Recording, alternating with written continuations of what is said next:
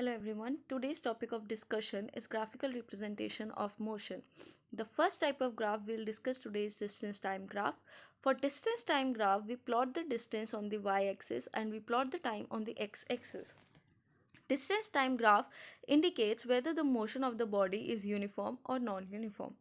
The slope of distance time graph gives us speed of the body. There are three types of distance time graph. Number one, when the body is at rest. We obtain a straight line graph parallel to time axis. Here you can see that there is no change in distance with change in time. Therefore, we say that the motion of the body is zero or the body is at rest. Second graph we obtain is when the body is moving with uniform speed, or we say the body is having uniform motion. We obtain a straight line graph for this kind of motion. Third type of graph is when the body is moving with non-uniform speed, or we say that the body has non-uniform motion. For the first graph, you can see that the speed of body is increasing with passage of time.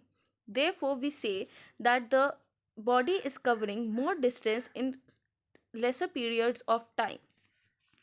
In the second graph, you can see that the speed of body decreases with passage of time, and this decrease of speed is non-uniform. That is, the body is covering less and less distance in uniform time. Second type of graph we'll discuss today is velocity time graph. For velocity time graph, we plot the velocity on the y-axis and we plot the time on the x-axis.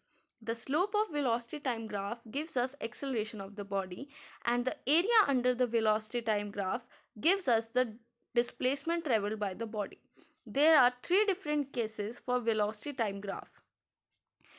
Number one, when the body is moving with constant speed. Here you can see that the velocity is not changing with change in time. Therefore, we say that the acceleration of the body is zero. Thus, the body is traveling with constant speed or constant velocity. Second, when the body is moving with uniform acceleration, that is, there is increase in velocity with increase in time, and that increase in velocity is uniform.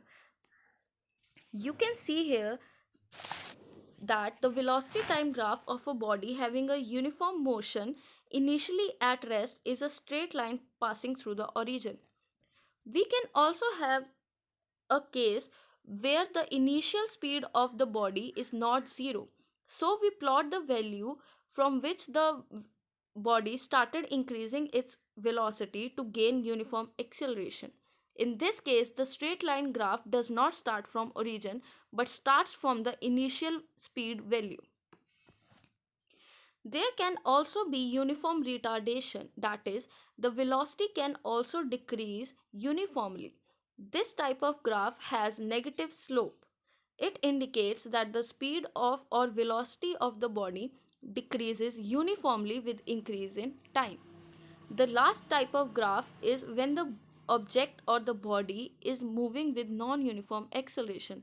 That is, the change in velocity of a body is unequal in equal intervals of time. Thus, we say the body has non-uniform acceleration. The graph obtained for this case is a curved graph. Thank you.